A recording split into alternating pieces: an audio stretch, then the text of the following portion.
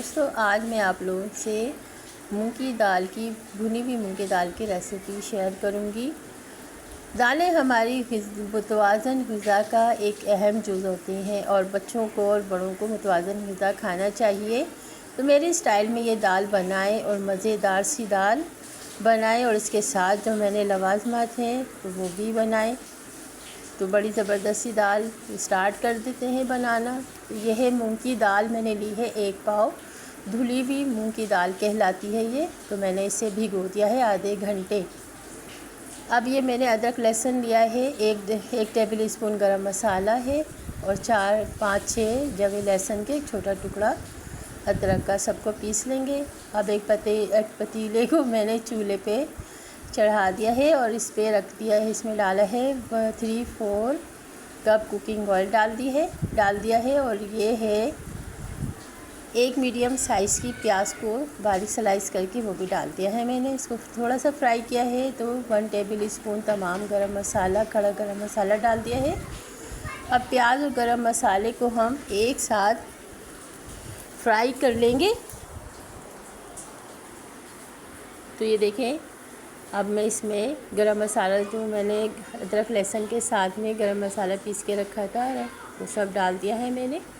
और इसको हम साथ ही में अब मैं सब तमाम मसाले भी डाल दूँगी। तो 2 टीस्पून मैंने डाले हैं सुरख मिर्च पाउडर, 3-4 टीस्पून डाला है हल्दी और नमक अपने टेस्ट के लिहाज से डाला है। तो दोस्तों इसमें हल्दी ज़रा ज़्यादा डालेंगे।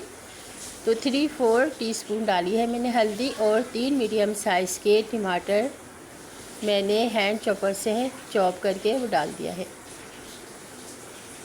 अब इसको हम अच्छी तरह से मिक्स कर देंगे तमाम मसाले को और थोड़ा सा पानी डालकर हम अच्छी तरह से ये मसाला भून लेंगे। तो दोस्तों जितना अच्छा मसाला भुना हुआ होगा तो दाल उतनी ही मज़ेदार बनेगी। तो देखिए भुन गया है ये मसाला, अच्छी तरह से भुन गया है, अच्छी सी खुशबू आ रही है। अब इस स्टेज पे हम इसमें मूंग की दाल जो मैंने भिगो के रखी थी वो डाल दूँगी मैं इसमें।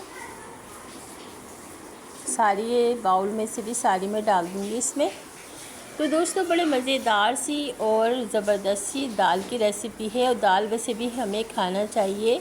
हफ्ते में 2-3 दफ़ा तो दाल ज़रूर खाना चाहिए क्योंकि मुतवाज़न ग़िज़ा का अहम जुज़ है ये दालें इसमें। तो अब देखें, अब ये अच्छी तरह से मैंने मिक्स कर दी है दाल को और इसमें डालूँगी मैं 1.5 गिलास पानी। तो दोस्तों ये भुनी हुई दाल बना रही हूँ तो इसमें 1.5 गिलास पानी डालूँगी और इसे स्लो फ्लेम पे मैं तकरीबन 20 से 25 मिनट इसे मैं स्लो फ्लेम पे पकाऊँगी।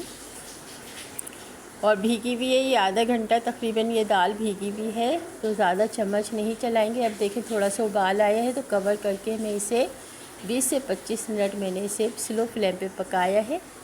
तो देखिए अब दाल देख लेते हैं कैसी हो गई। डन हो चुकी है हमारी दाल तकरीबन। अब इसमें मैंने 1 टेबल स्पून कसूरी मेथी डाल दी है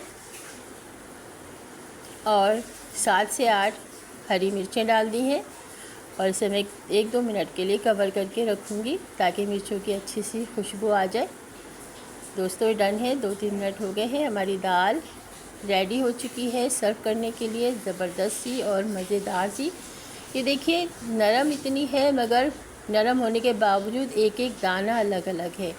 बड़ी ज़बरदस्त सी और मज़ेदार सी दाल होती है ये। तो इसे हम झटपट सर्व कर लेते हैं। तो दोस्तों बड़े मज़ेदार सी रेसिपी है, इसे ट्राई ज़रूर कीजिएगा। और मेरी वीडियो अगर यहाँ तक पहुँच गए हैं तो लाइक भी कर दीजिए मेरी वीडियो को और शेयर भी कर दीजिए अपने दोस्तों में, अपने रिश्तेदारों में। तो दोस्तों इसे मैं सर्व करूँगी चपाती के साथ में और इसके साथ हम ये टमाटर की चटनी, इसकी रेसिपी मैं आपसे शेयर कर चुकी हूँ। और अचार है, ये मिक्स अचार है, इसके साथ ही हम इसे सर्व करेंगे। और ये प्याज के थोड़े से लच्छे हैं तो बड़ा लुत्फ़ देते हैं इन सब चीज़ों के साथ ये दाल खाओ तो बड़ा अच्छा लगता है। और ये मसाले वाली मिर्चें हैं, इसकी रेसिपी भी मैं आप लोगों से शेयर कर चुकी हूँ।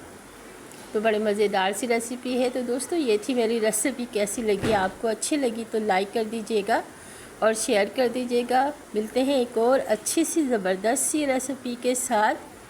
मेरी इस रेसिपी को ट्राई ज़रूर कीजिएगा। बड़ा पूरा खाना है ये, डिनर कह लें या लंच कह लें, हम तो इसे लंच में भी बनाते हैं और डिनर में भी अक्सर बन जाती है। तो अल्लाह हाफिज़, अल्लाह निगहबान।